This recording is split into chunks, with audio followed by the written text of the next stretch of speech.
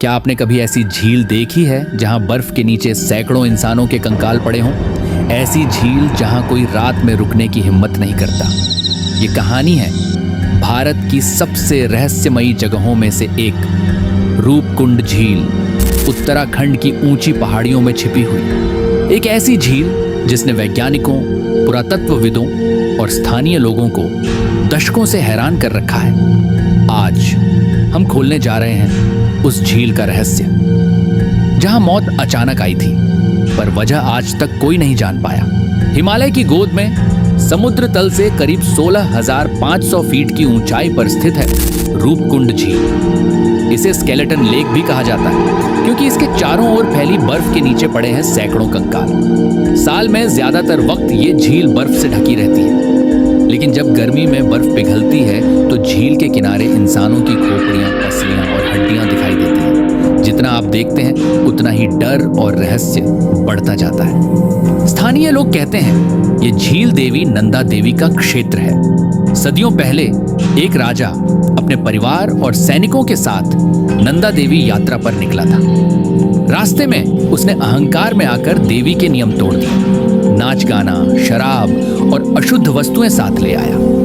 देवी क्रोधित हुई, आसमान में बादल घिराए और अचानक बर्फीले ओले गिरने लगे, इतने बड़े कि इंसानों की खोपड़ियां फट गई। कहते हैं पूरा समूह वहीं खत्म हो गया और उनकी आत्माएं आज भी झील के आसपास भटकती हैं।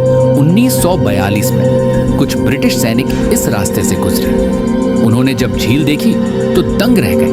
बर्फ के नीचे सैकड़ों इंसानी कंकाल दिखाई दे रहे थे। उन्होंने सोचा ये किसी युद्ध का परिणाम होगा, शायद जापानी सैनिकों की टुकड़ी बर्फ में मरी हो। लेकिन सच्चाई कुछ और ही थी। 1980 के दशक में भारतीय और विदेशी वैज्ञानिकों ने इस जगह का अध्ययन शुरू किया। डीएनए टेस्ट और कार्बन डेटिंग के नतीजे चौंकाने वाले थे। ये लोग 850 से 900 ईस्वी के बीच मरे थे, यानी लगभग 1200 साल पहले। इतिहास के किसी युद्ध में इतने लोगों की मौत का जिक्र नहीं मिलता, तो फिर ये सब यहाँ कैसे पहुंचे? 2004 में हुए नए डीएनए टेस्ट ने रहस्य और गहरा दिया।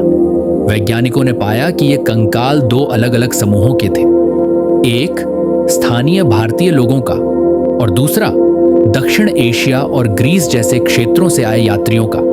तो क्या ये कोई तीर्थ यात्री समूह था या कोई रहस्यमयी अन्वेषक टीम जो यहाँ किसी गुप्त उद्देश्य से आई थी? क्योंकि उस समय इतनी ऊंचाई पर पहुंचना आसान नहीं था। वैज्ञानिकों ने सभी खोपड़ियों में एक समान पैटर्न देखा। हर सिर पर गोल गहरे घाव, जैसे किसी ने ऊपर से पत्थर बरसाए हों, लेकिन झील के आसपास कोई पत्थर नहीं थे। तब उन्होंने निष्कर्ष निकाला, ये सब लोग बर्फीले ओलों की मार से मरे। ऐसे ओले जो क्रिकेट बॉल के आकार के थे। प्रकृति ने पल भर में दर्जनों जानें ले ली। स्थानीय लोग आज भी मानते हैं कि झील पवित्र है। हर 12 साल में यहाँ होती है नंदा देवी राज जात यात्रा, जहाँ हजारों श्रद्धालु सैकड़ों किलोमीटर पैदल चलकर झील के पास पहुंचते हैं। उनके लिए ये झील मृत्यु नहीं बल्कि मोक्ष का द्वार है। कई यात्रियों ने बताया है कि रात में झील के आसपास अजीब आवाजें आती हैं, कभी कदमों की, कभी फुसफुसाहट की। कुछ ने तो दावा किया कि उन्होंने बर्फ में चलते परछाई जैसे आकृतियां देखी। वैज्ञानिक इसे मन का भ्रम कहते हैं, पर स्थानीय लोग मानते हैं वो आत्माएं आज भी यहाँ भटकती हैं।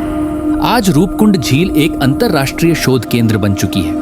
यहाँ आम पर्यटकों को जाने की अनुमति नहीं है क्योंकि ऊंचाई, ऑक्सीजन की कमी और मौसम की मार से कई हादसे हो चुके हैं।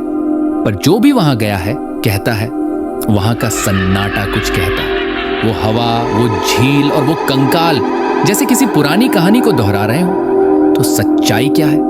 क्या ये प्राकृतिक आपदा थी या देवी का श्राप, या फिर कोई ऐसी कहानियां जो इतिहास की किताबों से मिटा दी गई? एक बात तय है, रूपकुंड झील सिर्फ बर्फ से नहीं ढकी, वो ढकी है रहस्य, डर और आस्था की परतों से। तो अगली बार जब आप हिमालय की तरफ देखें, शायद वहां कोई आपको देख रहा हो,